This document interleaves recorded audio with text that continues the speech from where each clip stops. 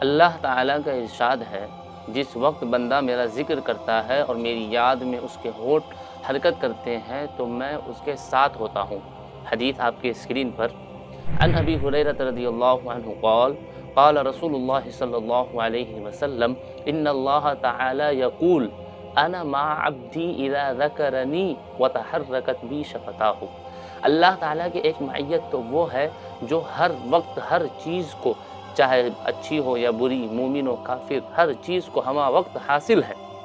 اللہ تعالیٰ ہر چیز کو محیط ہے، لیکن اللہ کی ایک معیت وہ ہے جو رضا و قبول والی ہے، اور حدیث شریف کا مدعا یہی ہے کہ جو بندہ اللہ کی رضا و قرب حاصل کرنے کے لیے اللہ کو یاد کرتا ہے تو اللہ اسے اپنی رضا و قرب کی دولت سے مال کر دیتے ہیں۔ اللہ تعالیٰ ہمیں اس دولت کو حاصل کرنے کا جذبہ اور شوق لگن عطا فرمائے۔